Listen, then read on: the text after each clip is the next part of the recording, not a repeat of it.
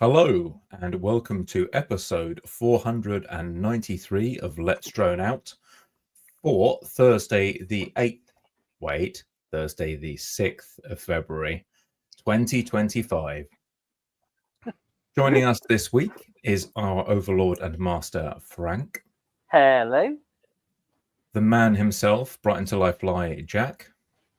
Hello. Why are you doing curry last? He's going last because he's everyone's favourite and it makes sense. We have the one and only, everyone's favourite, Curry Kitten. Hello, it's because you're the supporting act, so you always introduce those first, and then it's a big build up to the main event. I gave you a little big up there and everything, yeah. And who are you? I am Stephen. Welcome, hello everyone, to another episode of Let's Drone Out. Hello. Hi. Hello. Let the awkward silences begin.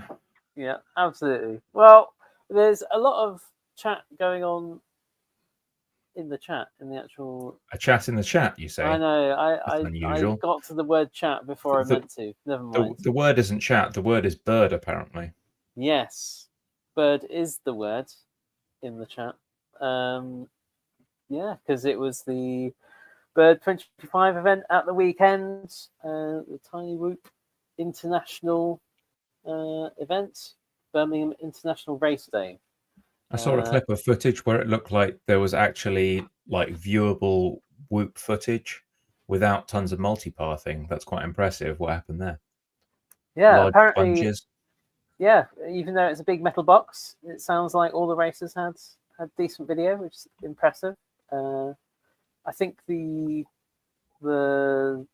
streaming receiver might not have been in quite as good a position. So on the stream, you might have people in the chat saying that they were at least following it. Caroline Tyler was there. She's saying congrats on 1,000.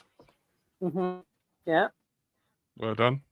And she's saying she'll have to work on the mega edit of the Bird 2025 Whoop competition, because there is also the vlog competition, which they're putting on at the moment, which they will be coming on LDO in a few weeks' time to present the results of that.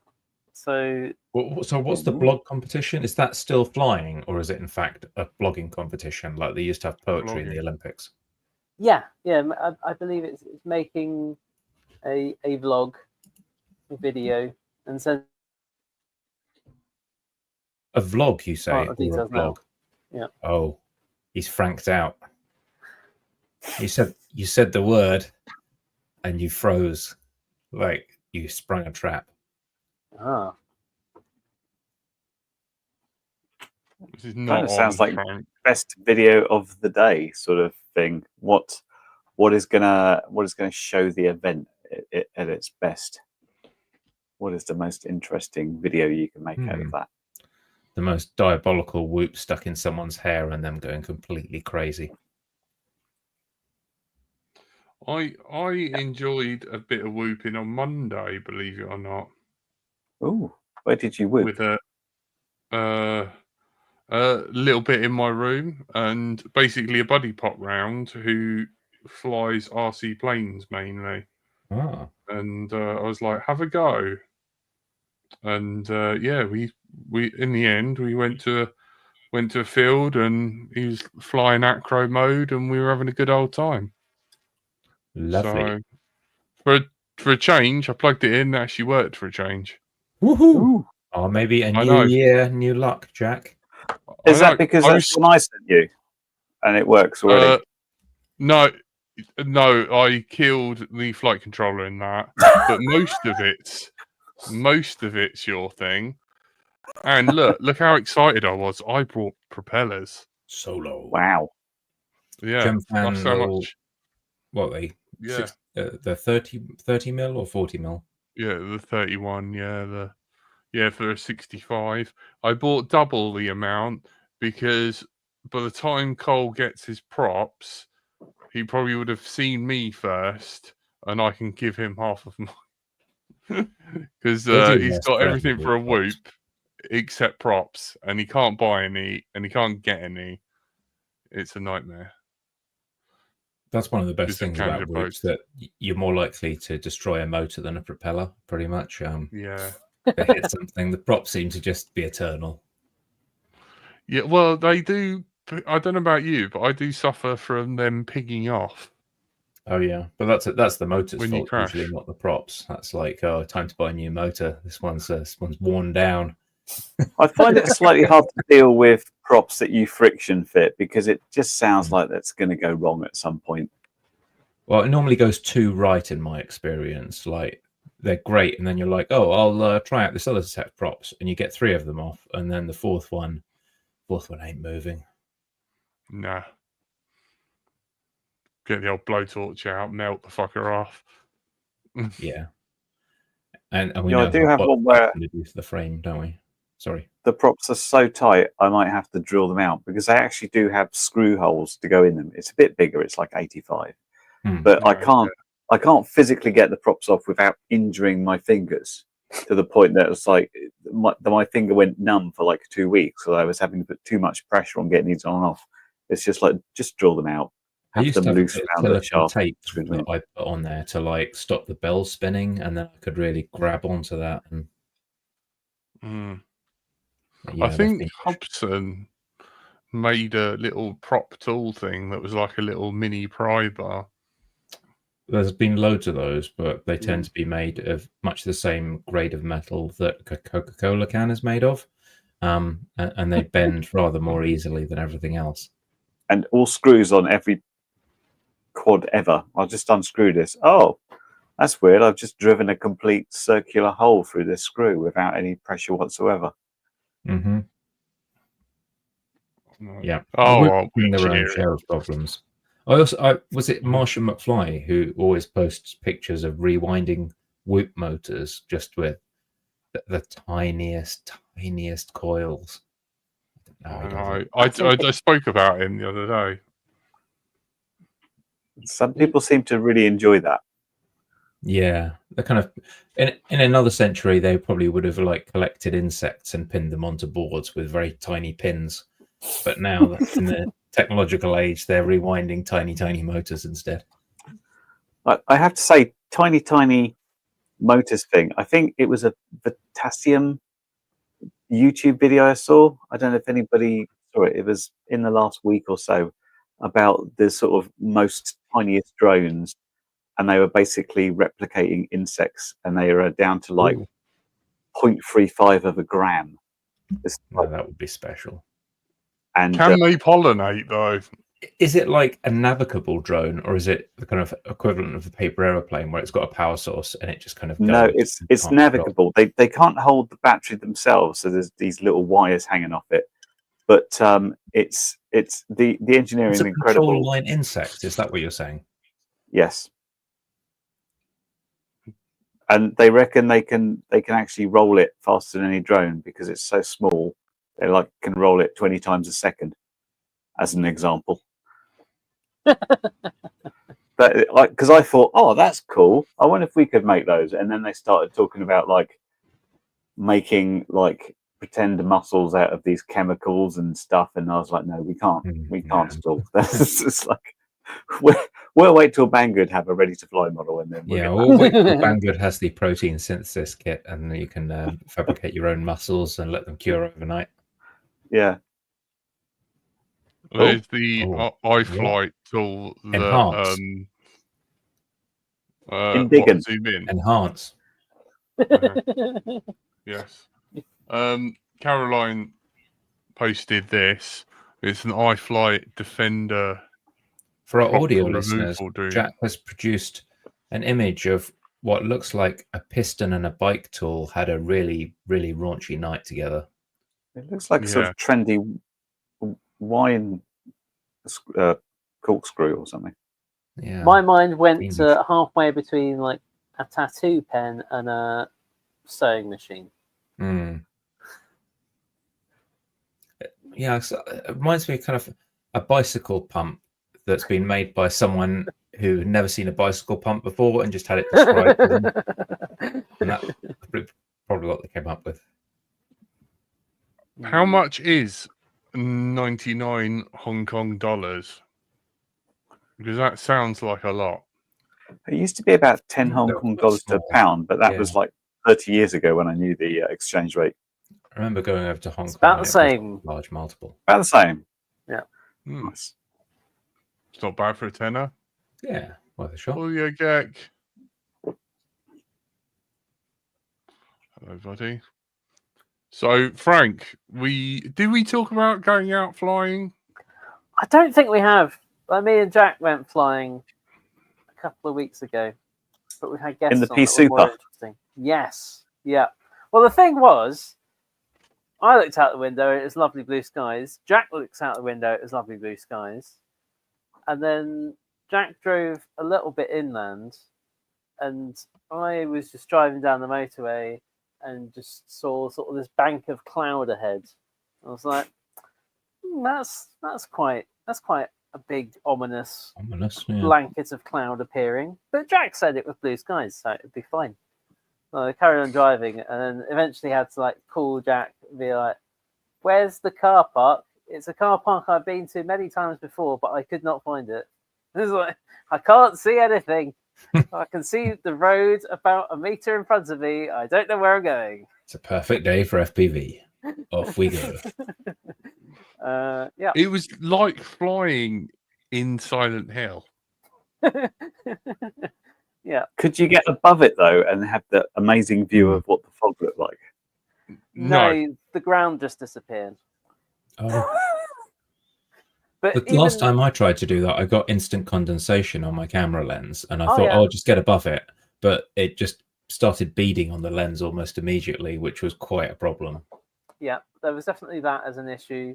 But yeah, I mean, even if you were fairly close in, I mean, because we had these few little dead trees that we fly around quite a bit, but you could be flying around those, and just sort of a slightly denser bit of cloud would go by, and all of a sudden you can't see.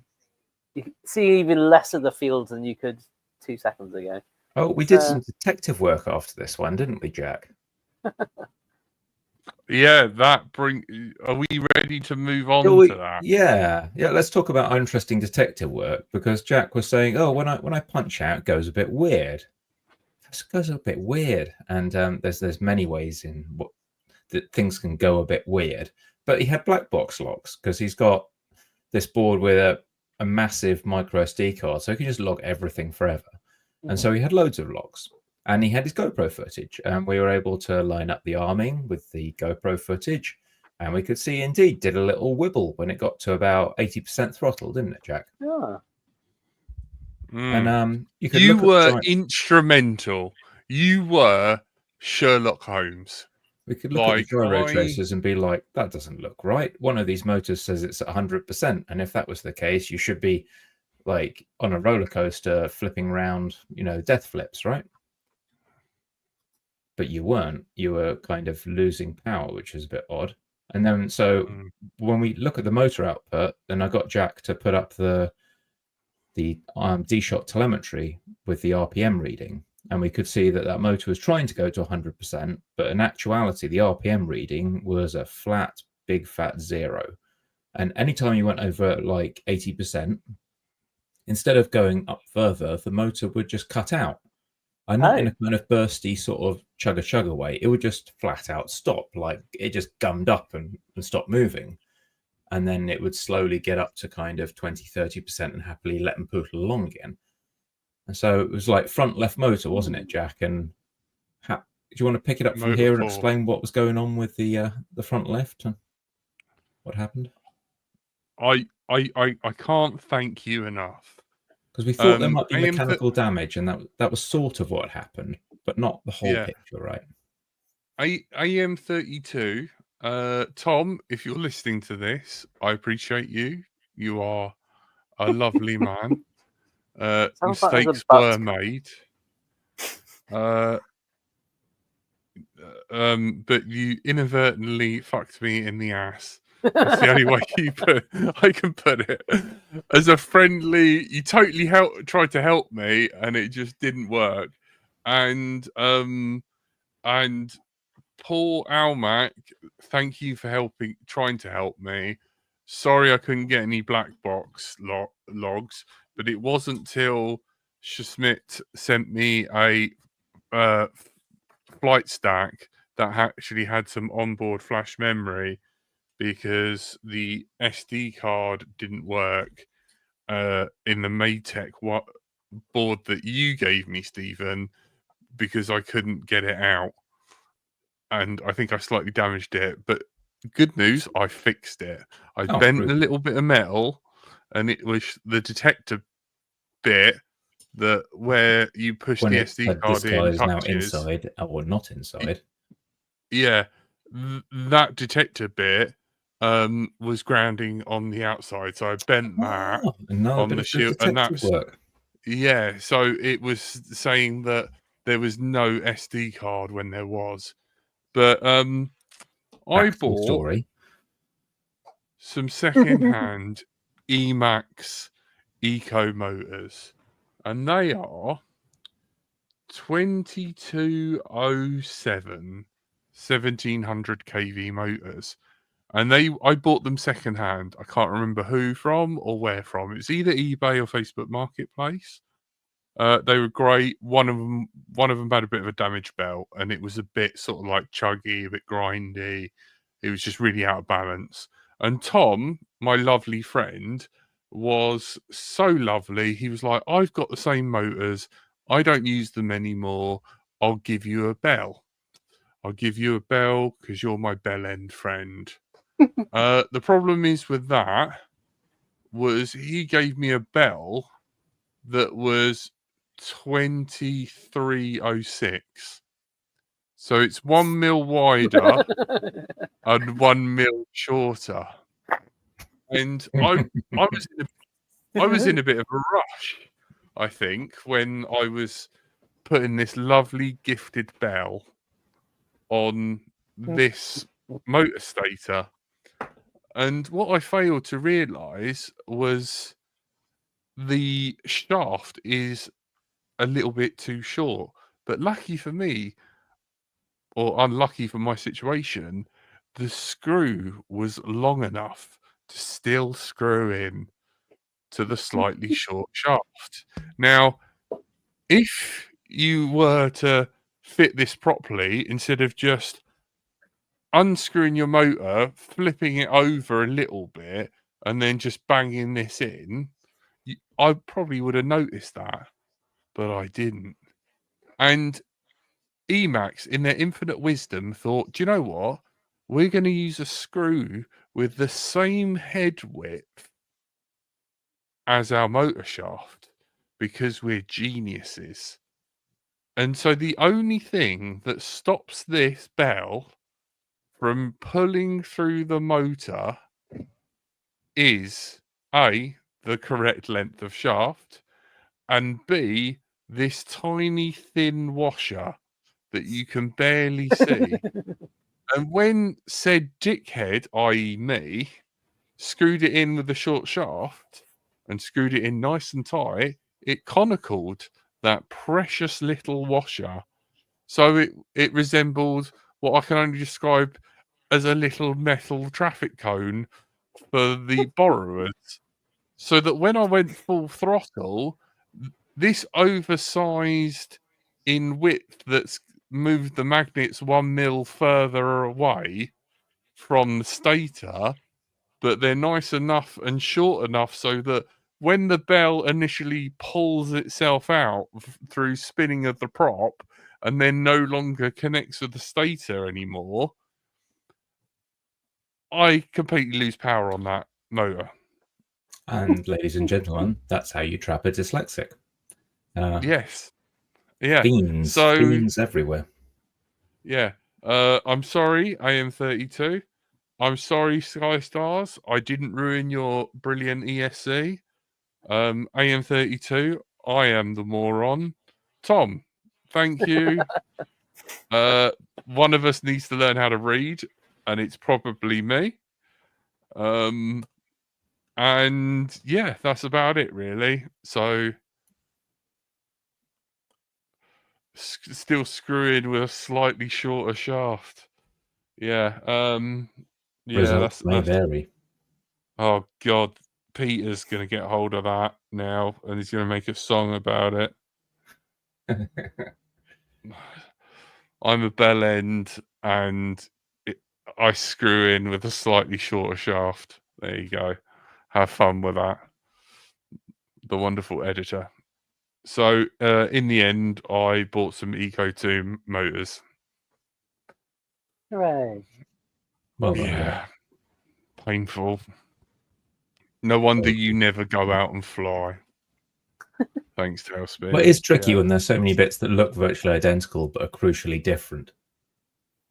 I might take up this new hobby where I buy dildos from Bad Dragon and just fuck myself in the arsehole. It's less steps. It really is. Well, You have your you fun get it there, wrong Frank. sooner or later. Yeah. Weirdly, the bit that I'm unclear of in that sentence is who is Bad Dragon? And why don't Emacs and in fact all manufacturers color code the different sizes of bells rather than make them all look the same with edgy black on grey writing that's really hard to read? Just T-Motor done it. They do normally have the size on it, don't they? Well, they have the size and Yeah. but evidently not. That requires enough reading, though. letters. Yeah. really that's small. where we're going wrong. It's Yeah. really small. It has to be like primary colors, nice bright things. But Paul- you know, at least you didn't trash anything else. It was, you know, the one bit that was replaced, which you know you thought was screwed up anyway. You had to. I mean, replace. the fact that you flew as much as you did is testament to how good modern flight control software is, right? Yeah. It was Yeah, fine until I he just- took it over 80%, and the thing just checked out and went home. It's all good until he did that. I do fully take my hat off to you, and I don't think any of us give you enough credit at how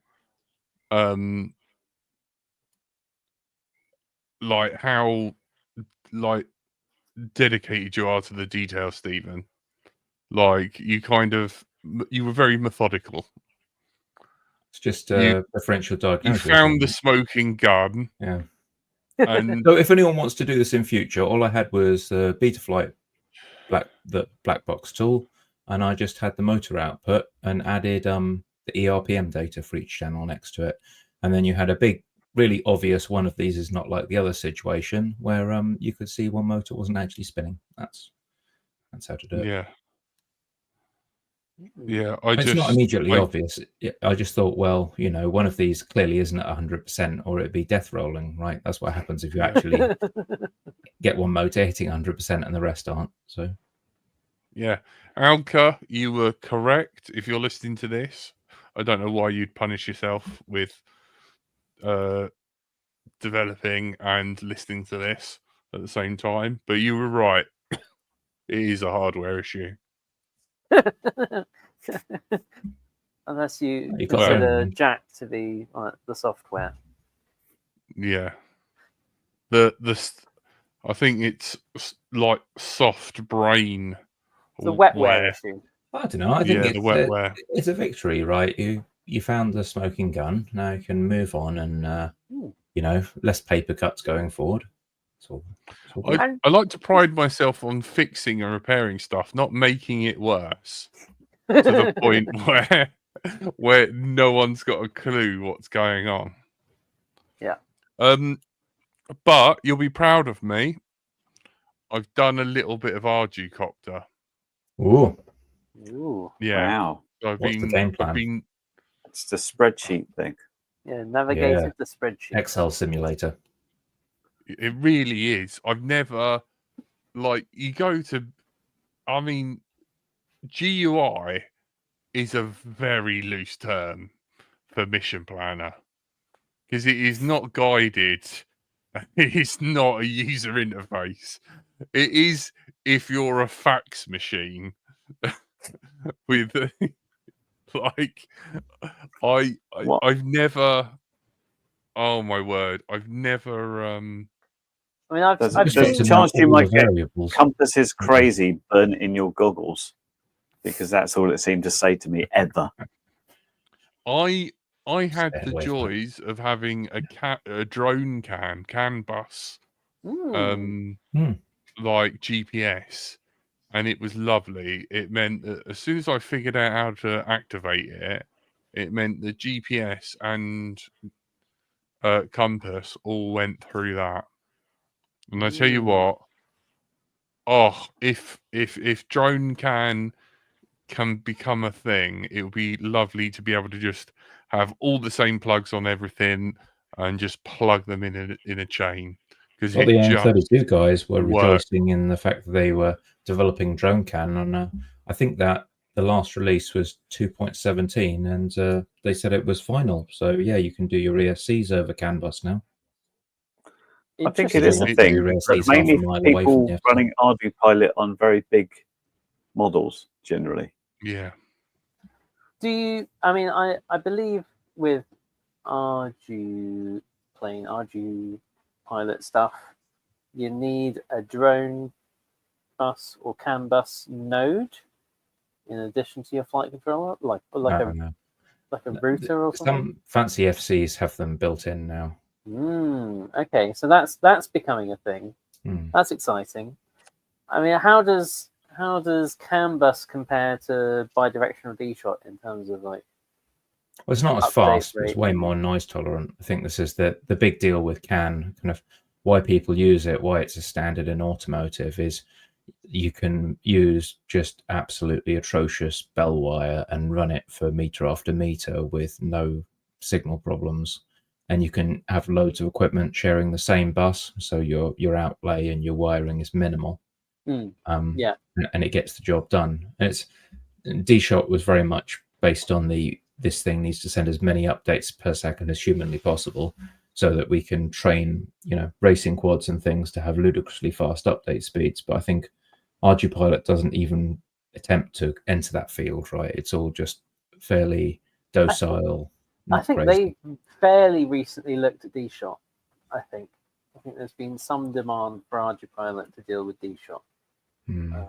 But I wonder if there's going to be almost this sort of meeting point.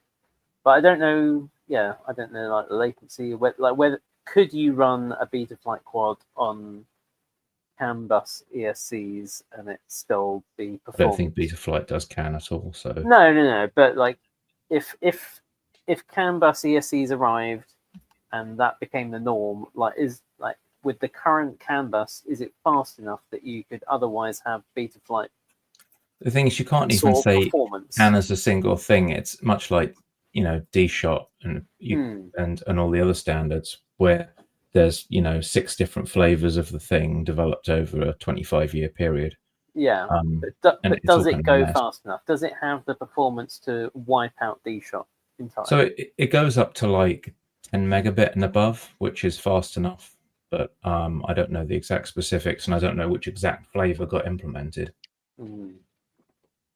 There's stuff that can do, I think there's like an Ethernet-esque thing where they run Ethernet over CAN that I heard about a while ago. But yeah, it really depends what exactly drone CAN is and what the effective baud rate is, which I'm sure Google can tell us in just a second. Yeah, I'm currently Googling just to get an idea of it, because I mean it's interesting.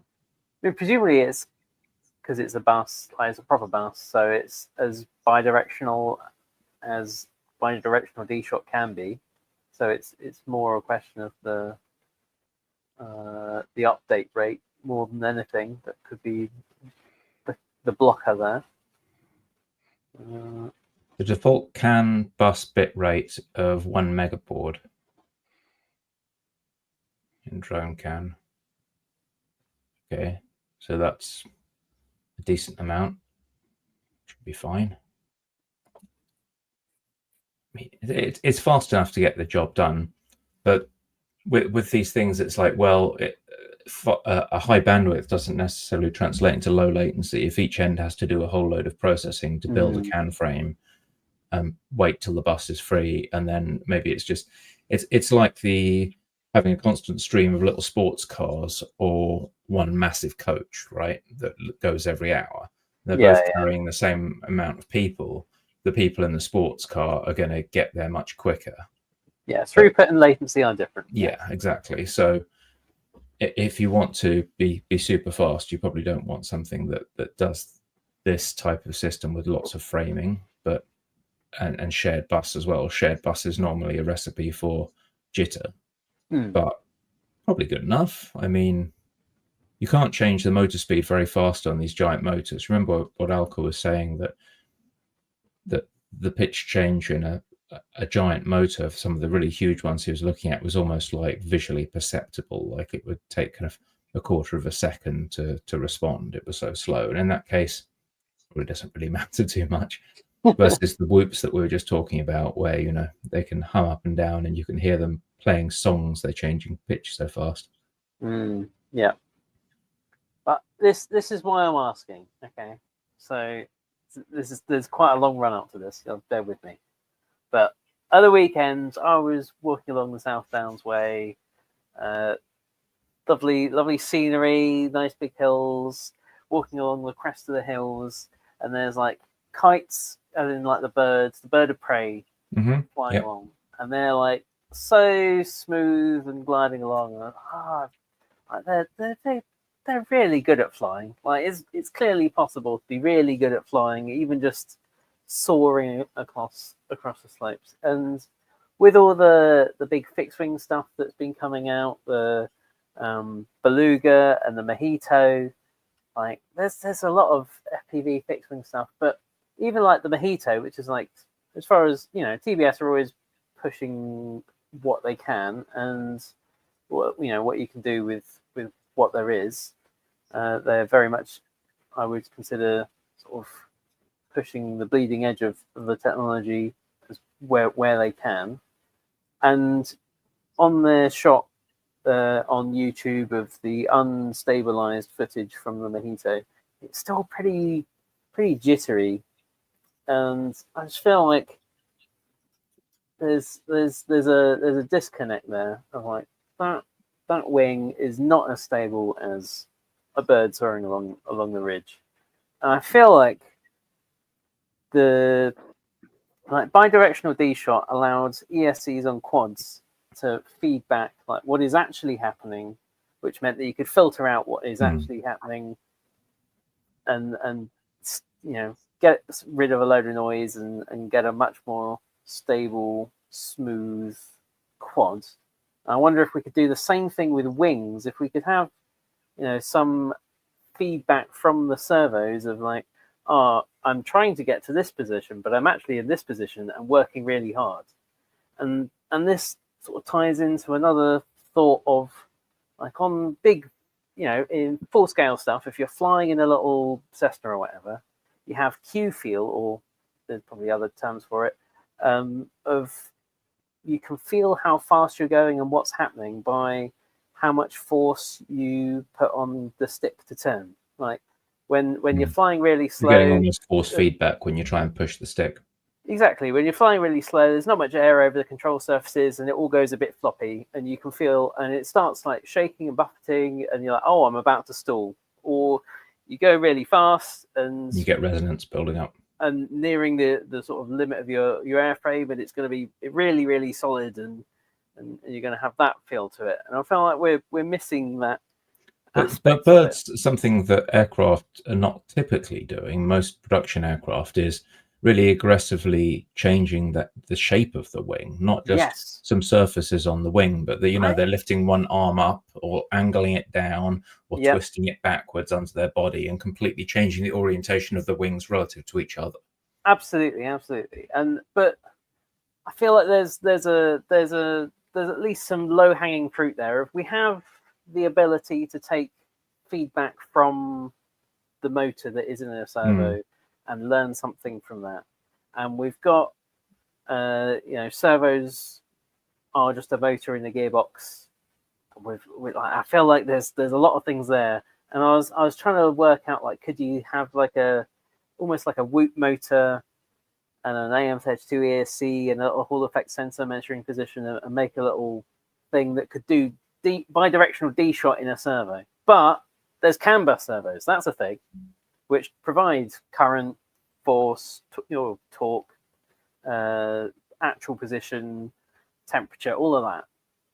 So I'm just wondering that if CAN bus and drone bus or drone CAN or whatever it's called, if that's going to become more of a widely built-in thing to Smarter servos. Yeah, we have like feedback from the servos, making wings that much more smoother.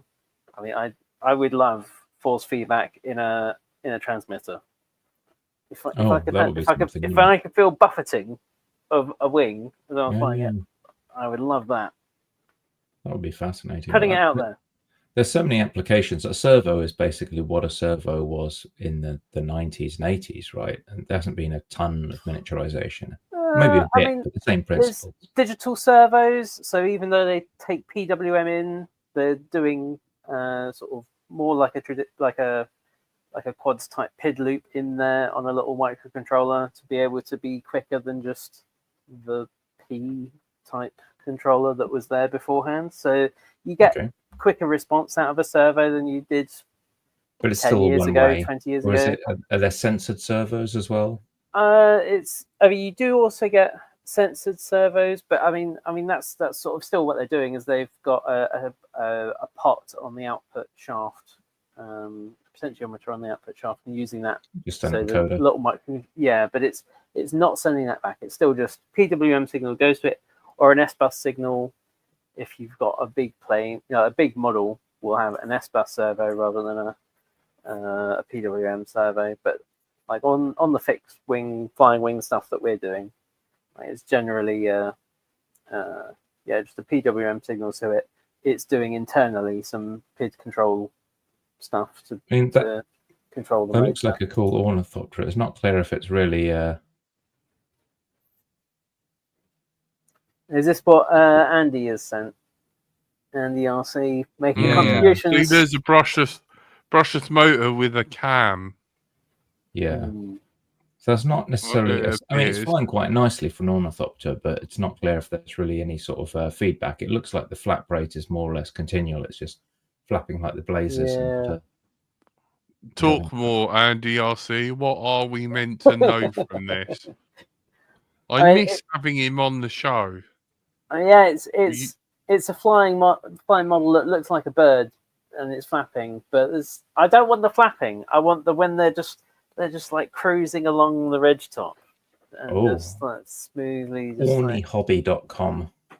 There was a video where it was talking about wing shapes, which I can't find now, and it was like it wasn't an ornithopter, but it had bird wings with a prop, but the wings could fold and change their shape. But I can't find it now.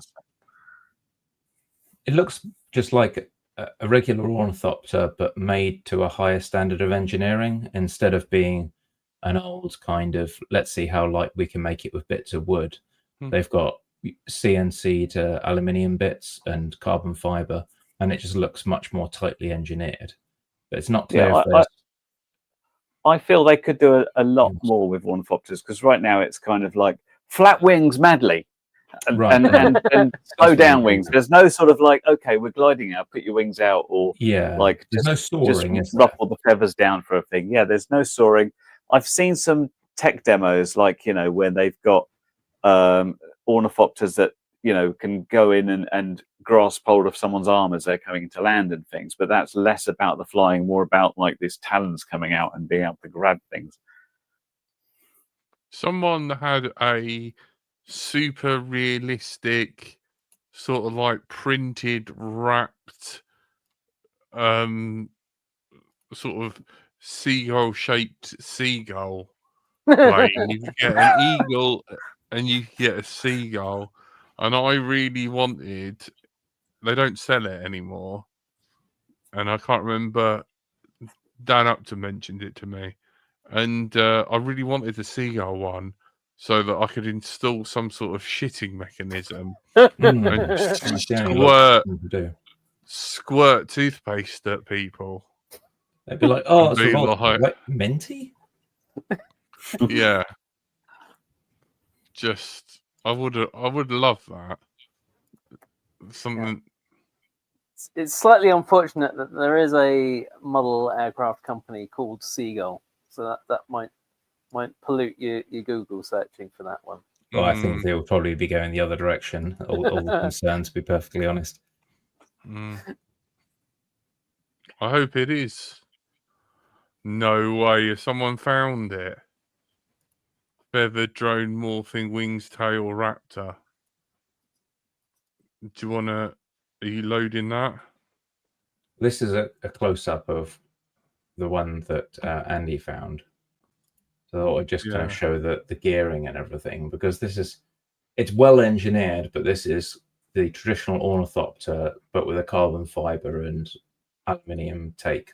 Yeah, it's pretty much traditional. That other link is more the thing I was looking at, where it's like it's prop driven, but it's got the morphing wings, so it can cruise in different ways. Sorry, go ahead. Magical pencil. Oh, there we are. Yeah, the ability to actually, but it's got a propeller on its nose, so it's so you can't have flapping and morphing wings. It's one or the other, it seems, right now. Oh, it just breaks the internet. But look at this. So, Frank, can you describe this? No, I can't see it. It's like a bird. It can hold its wings out or bring them in. Moping. Yeah. There's another man standing there holding it like it's a pet, whereas really we can see it's a plane with fancy wings. Look at that. So that does fold, but it's just the tips. So the tip will do. Just the tip. Just the tip, man. Yeah. So it looks like it's almost like a nano goblin at the core with like wing extensions. I mean, you wouldn't look at that and think it's the bird, would you? You'd absolutely fold forward. say not when it did the loop like that. Yeah. And tail feathers that go either really narrow like a normal tail or really wide. This is just an enhanced version of the sort of retractable wings you used to see on fighter jets, right? I've got one of them somewhere. A fighter jet? Well, a model fighter jet with where the wings go. Oh yeah, like a F-14 or something. Yeah, exactly. A classic that everyone of our age kind of wanted as a model jet when we were kids. I'm not reading that out. I can't reach it. Anyway, but does it make a big difference to the flight feel? Does it give you that kind of? Does it give you graceful, elegant flight, or is it I'm going faster now? I'm going slower. It's I'm going fast. I'm going very fast. Those are your options. Okay. It's like I'll come into land. I'll go into only just fast mode rather than very fast mode. Those clench. Write it down. Yes. See if everything's still attached. Yeah.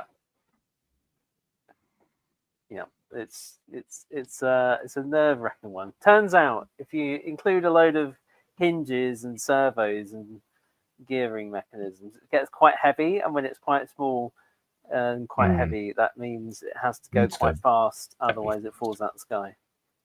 Yes. That's how that works. Physics. Flies like a manhole cover. What I ordered, that's what I want. Yeah. The death frisbee. So the chat between Caroline Tyler and Andy RC, they seem to be suggesting attaching some kind of electrical device to the sticks to provide feedback. I'm slightly confused. You'd only have to use a joystick like the PS5, which has got force feedback in its triggers and stuff, and put them into the sticks, so you know when it's making more of an effort to move, and the servo is trying to work harder. Yeah, that's what I want. That is what I want. Doesn't sound too tricky.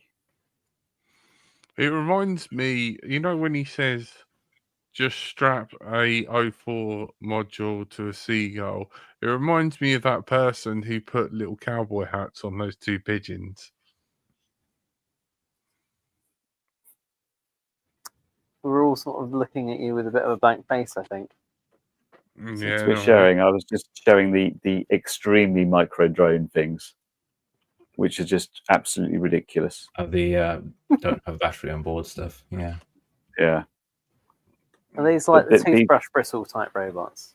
Yeah, I mean that's it next to like a I can find the right bit next to like a quarter. It's just ridiculous. But Yeah, it's interesting is 15 wide. they've managed to replicate the sort of insect wing quite well in the same way they do the ornithopter. So as it flaps, the wings they work, and as the upstroke, of course, the sort of big web of the wing goes downwards, which I thought was interesting, which is something ornithopters actually do quite nicely. In 2019, hundreds of Las Vegas pigeons had tiny cowboy hats glued to their heads. The person who committed this crime was never caught. What, And they just how kind do of we go know it was a around. person? They go round and glue, and they're brilliant. They're just little pigeons with like look, and they just glue the little pigeon hats to them. They're just assuming that someone stuck them on, and not that the pigeons decided to change up their look. You know, little pigeon, big city, gotta make a splash. Yeah, I know. I mean, technically, that might be a drone. Hey, off axis, how you doing, mate? You all right? I saw your incredible 3D printing. It's looking really good. Those signs that you made. Oh wow! That Oh, looks. that's an ornithopter. Now that looks proper. What is this? Good. I was looking for ornithopters. I found It brings wrinkles during up. a robofalcon. Robo Falcon. It definitely looks very bird of prey falcon-esque. And they've got that kind of dynamic flight where it's darting side to side, and it's, you know, it's really using a lot of roll to move, whereas most of these have negligible roll. This thing's really like yanking at the air and gripping and pulling. I feel it the only side to problem generally with ornithopters, and even these, is like that looks such like a bird, but if you hear it and hear the motor and the mechanics, it's a bit of a giveaway, really. Yeah, I It just thought this turns was an by interesting one. tucking. That's so cool. Looks so good. It still looks like an absolute lunatic thing when it's flying full Oh, speed. yeah. When you slow it down, it looks Yeah. more realistic. Yeah, I guess like 8th speed, it looks really majestic, but at full speed video, it does look like Looks it's like it's just going a sort bit of crazy. having a bit of an Again, episode. I feel the people that are making these need to tie it up with the people that are doing like the imaging stuff. And like, yeah, what you do to land it, you hold out your hand and it goes jump and sort of just glides and holds your arm with a like very that. thick That leather would glove be on it. where we're going. Yeah, if you're going to build a bird, you might as well have a VTOL one. They generally are in real life, aren't they? Well, some of them do need a bit of a struggle. You ever seen a goose try and take off, or a duck? They have to think about it for a while. Yeah, so some of them need a bit of a run up, but you know. The DJI Pigeons, Mavic though. Pigeons are Osprey the coming in VTOL of the 2030. bird world. Sorry, what was that, Frank? The DJI Mavic Osprey coming in 2030. Curry, do you want to tell us about your flying day where you had to phone Dr. Google? I had to phone Jack. You know it's gone wrong when you have to phone Jack, don't you? It's like what happened. I attempted to take out my free Open IPC quads because I wanted to test the MSP OSD in real life, like fly them around and see how it worked. Free quads, I only had one flying properly, one of which I guess is kind of my fault. I had the Emacs big thing on and I neglected to think that, oh, I've swapped the flight controller out. That probably won't do anything. I'd taken it to the garden and I'd hovered it and I was like, that looks good. And it was all good. I'd forgotten to tighten up the props. So the first attempt to fly sort of like, oh, that's gone wrong. So I think, oh, the props are loose. So tighten those up. And then it's like up to about 20% when it's hovering, it's fine. Go above that, mega oscillations. Like, so that was unflyable. So I have to tune that. And then I tried to take this one, which had previously flown. Hadn't been a problem. And I armed it and it just said load. which I'd never seen before, and I've got no internet in the field, no phone signal apart from like regular voice calls. So I had to phone Jack as my internet proxy and say, "What's load mean?" And he was able to figure out that it probably meant the CPU is too overloaded and doesn't want to do anything, which is interesting because I flew it last time and I hadn't changed anything and it was fine then, and now it's saying load, which is weird. But it was that. I got home and I looked at it and the CPU load was 62% doing nothing. So I changed the PID loop down and it would at least arm. The other one, I did actually manage to fly. I can show you quickly what a flight looks like when you're using MSP OSD on OpenIPC. If I can find the file. Oh, here it is. Get to the point where I actually take off. It looks like share screen, find window, found window, share, press play. It's not very exciting because it basically looks like Walk Snail or DJI in terms of what the OSD looks like. But it's better than when I didn't have an OSD because I had to count in my head, wondering how long the battery would last. What you've got here is not a very good recording on my tablet. And in fact, weirdly, because I had my little thing I used to get the picture plugged directly into my goggles, and that was all good, 60 frames per second, not a problem. Sometimes it got a bit blocky, but it was fine. And right next to it, I had a similar receiver plugged directly into the tablet. And I noticed on playback, the tablet has places where it freezes up and just like completely stops. That wasn't happening. So I'm going to build myself a proper sort of something I can mount to the goggles out of a Redaxa little single board computer, which will both provide the live display to my goggles and do DVR recording. I think that'd be better. But yeah, the MSP OSD worked okay. My barometer was doing weird things, and it was a very windy day, so it's a bit jittery in the display. But yeah, worked okay. I thought. Not bad. It's a little bit blown out, but it's better than I remember some of these cameras looking. Yeah, that's the Runcam one. The Runcam one's pretty good. Last time, the little Emax one that was in this wasn't focused because the pre-production units had this little printed case for the camera. But I feel I got that just about focused right. But then again, I couldn't fly it, and I couldn't fly the big Emax one because my tune was all over the place. I didn't know about it, but yeah, it was good enough to, like, you know, fly through reasonably little gaps and you know, do some, you know, light aerobatics. I was trying not to crash because the field is mostly underwater. It looks like lush grass, but it's mostly sinky mud and water, and you didn't really want to crash in it. Is this cutting edge OpenIPC, or is this kind of as it was before Christmas? This is OpenIPC as it was before Christmas. Since that time, those little scamps have put at least 2 big updates in where they're getting more bandwidth through. And you got 4 megabit there, and what's his face was talking about 20 megabit being fairly stable and like 30 megabit being, you know, maybe soon. Yeah, so I don't like to do like if I've missed something, I don't like to put multiple updates on at once because it's like, well, that gives 3 possible ways of going wrong. Whereas if I just do one at a time, I know if I've got a problem. So this seemed to be working fine. There's little bits to sort out. There's like my ground station to build and stuff. But you know, I managed to fly 1 out of 3, so I guess it's not all bad.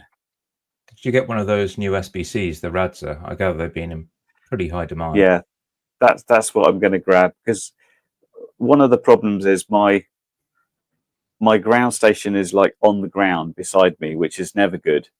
I need it to at least stand up, because where I'm going, just it was working fine the other side of the hedges, but I've already got like a different look from the tablet recording versus my recording I was doing through the goggles. So yeah, I'm going to build one of those. I was thinking like, they're gonna bring out a goggle module. Someone's gonna make one, but it hasn't happened quickly. So I'm gonna make myself I don't know what to call it, Redaxa. What do you call it? A Raxa, something like that. I can't remember if RADXA, it's isn't it? I don't know the right way of saying it. Is it RADX or RAXDA? I think it's RADXA. Radska, something like that. Anyway, I'll make one of those, and apparently you can just get better diversity by simply attaching more USB Wi-Fi adapters. Now they've added a feature you can just jam on extra USB Wi-Fi on the ground station. Yeah, you just literally just like put multiple ones in. I've got 3 like receivers now, so I can just pile them in. But it's pretty good. What I want to do, I had this new frame. I'll put the Emacs one in there, and I'll put a GPS on, because people keep saying, how far can you go? And I'm like, I don't know. I don't want to go as far as I possibly can, because I might. It felt like you were really getting the antenna limit on walks now, so that's a good yardstick, isn't it? Yeah, if I don't expect miracles out of the sort of standard, the little plug and play systems, but a reasonable kilometer without it doing anything bad would be nice. And I think we've still got that update to come where the receiver sort of works out the RSSI it's getting back from the transmitter, and basically tries to lower its own bit rate because of it. That's kind of what WalkSound and DJI do at the moment. So it's not like two-way communication, but the fact it's like, oh, the signal's dropping, I'm going to drop my bit rate, or put the squiggly bits in the corners, stuff like that. Lots of good stuff coming. Yeah. At that point, I have to fly away. Okay. Yeah. See you, Curry. Sorry, guys. So early departure from Curry. Thank you very much, Curry. Thank you for coming on.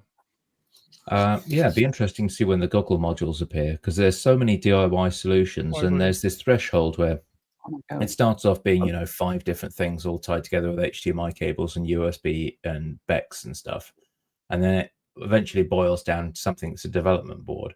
And it won't be too long before someone says, well, I'll make a one-off special edition of that development board and I'll sell it in a 3D printed case. And from then, it's basically game on, isn't it? It's like everyone's just going to be in a mad rush to make the smallest and cheapest version of this. And the fact that you can just chuck on extra USB Wi-Fi adapters is a very interesting take when it comes to signal diversity. Yeah, I mean, it's interesting because I feel like a lot of the sort of the existing digital systems, like the goggles, are almost a loss leader, and they get their money back on the VTX sides and spares and bits. So by having this, where you're almost eliminating the goggles to a degree, right? At least it's not a custom built specifically for this, which makes sense system. Like goggles are like pairs of shoes. Everyone's slightly differently shaped and wants different things from them. Yep, as Andy RC in the chat will testify, who's not been getting on with his latest goggles, I believe. Oh right, would this be the DJI Goggles 3? I can't remember which one it is. Andy, let us know in the chat. But he's mentioned on a couple of his recent videos that they don't fit his face. It's always a problem. Yeah, absolutely. Well, we've been packing them out with bits of foam for years, haven't we? But, we'll see how that goes. But most goggles these days can do 720p. I think if you've got an analog set any newer than like the HD02s, then they're 720p capable, I think. Which is probably enough for flying footage, isn't it? It's all very well having 1080p or 4K for laters, but you can just record that on the drone. Yeah. Although, we do have this sort of limited bandwidth. I mean, we can get, the 50 meg if we use a big chunk of the unlicensed bandwidth, but there's, if the less bandwidth that you need, the more pilots you can have flying at the same time. True. So and that's channel width when it comes to Wi-Fi, right? Whether you're using 20 megahertz channels, 40 megahertz, 80 megahertz, even 160 on some ridiculous installs.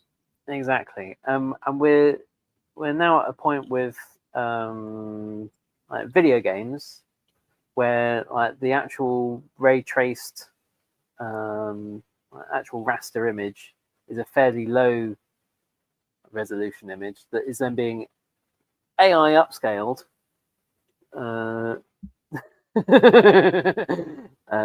the fly pretty quickly to a resolution that you actually want, and they're generating frames in between there as well, by saying, okay, we've been told that since we rendered the last image, you've moved your camera by moving your stick 3 degrees to the left, so we're going to warp this image so that we're providing you an extra frame while we're rendering the next one that is 3 degrees to the left.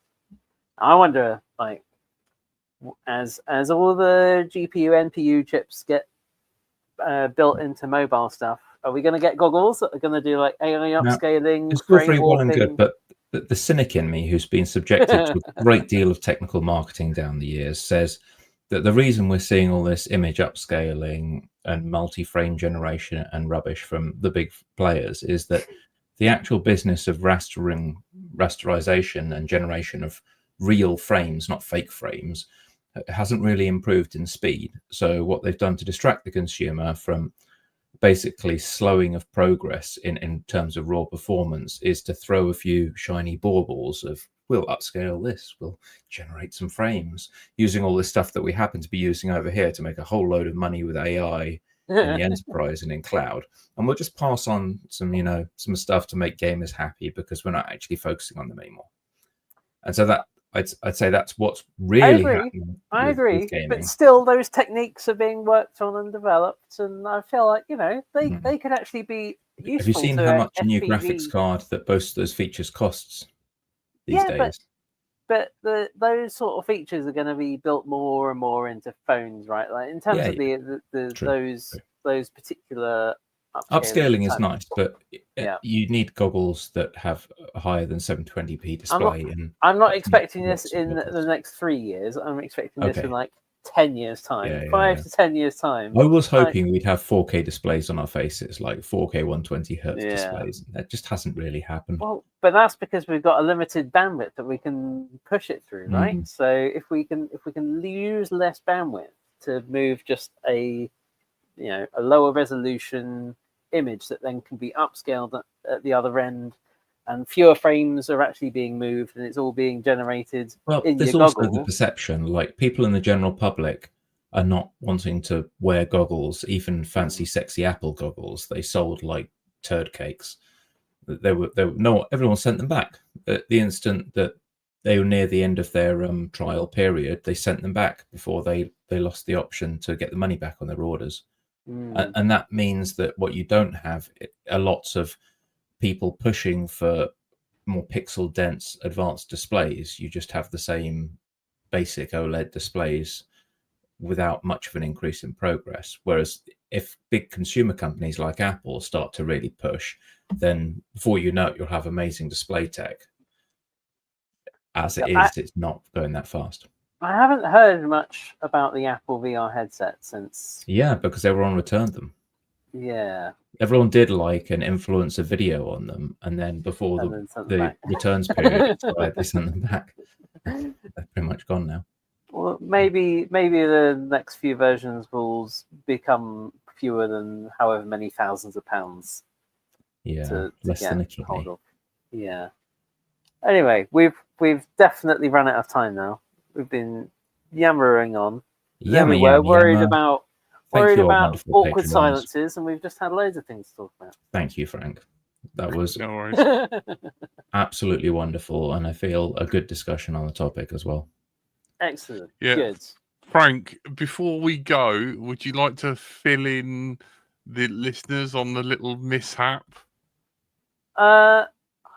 I may have paid some LDO bills in the wrong order and slightly got us in a bit of an awkward situation, but it's fine. It'll all work out. The money's just resting in his account. It's no, that was a few years ago. it's the opposite way around this time. Making up for it. But yes, we've had to borrow money from Frank if you're listening to After this, Frank spent our money. yeah, after I spent it in the wrong order, yeah. If you're listening to this on the audio-only podcast, just be aware that that is thanks to our wonderful Patreons who have been keeping this going, and Thank you, will wonderful be keeping this going until our 10th anniversary episode.